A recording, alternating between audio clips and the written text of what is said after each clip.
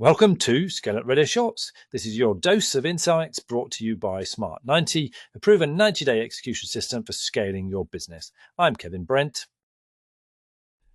And I'm Granger Forson. Today we're doing things a bit differently. We're diving into some of the key lessons and stories from 3 recent interviews on ScaleUp Radio. Catherine Frankpitt of Strike Communications, Danielle Hutchinson from Authors on Mission, and Simon Phillips, the Change Man.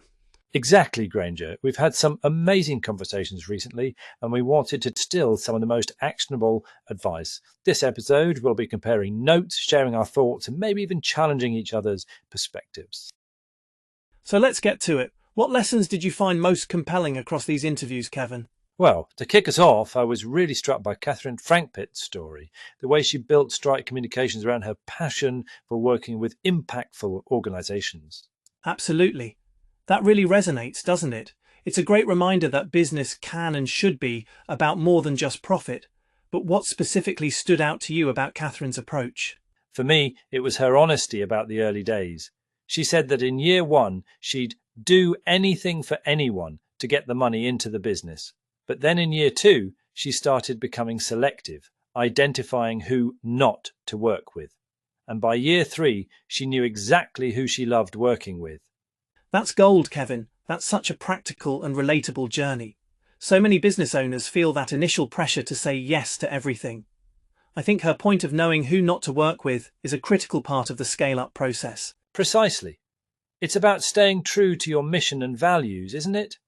It allows you to focus your energy and resources on the clients and projects that truly align with what you're trying to achieve. Did that chime with you too? Definitely, Kevin. And that ties nicely into our next guest, Danielle Hutchinson from Authors on Mission. It was interesting to hear about that unique term, angel writing, instead of ghostwriting. Yeah, I loved the name Authors on Mission. It immediately grabs you. And the angel writing piece, what's your view on that?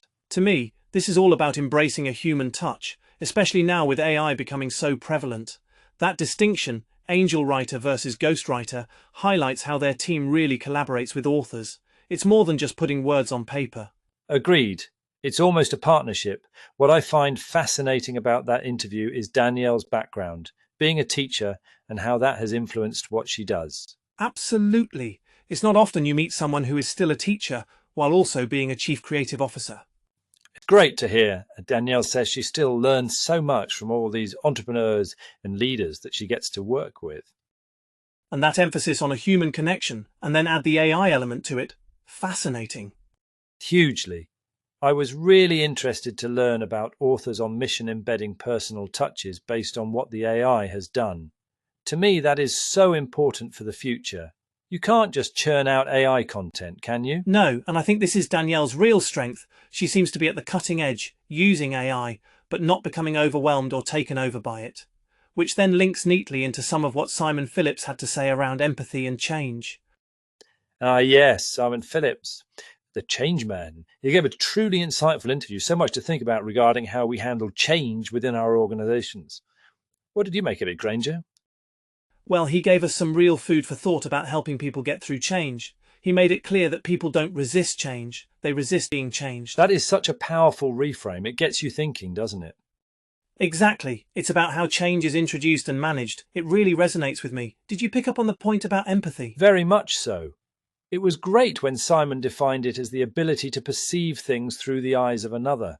It's not just about sympathy, it's about genuinely understanding someone else's perspective. It's interesting to hear, his point on self-empathy as well.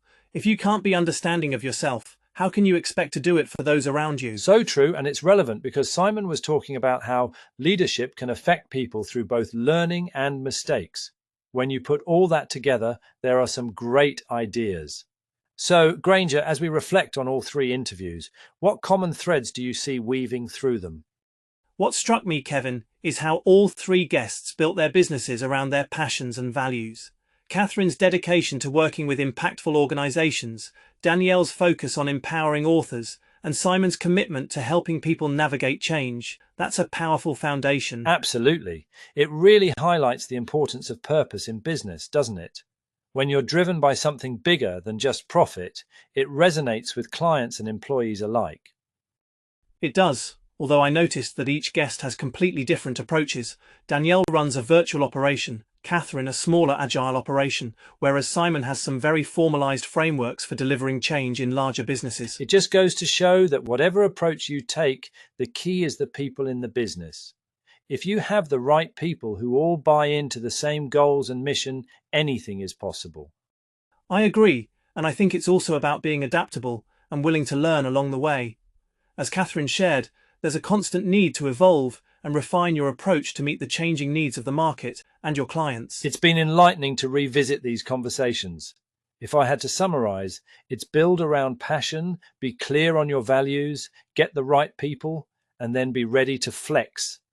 Definitely, and I think the big takeaway is that you have to actually walk the walk.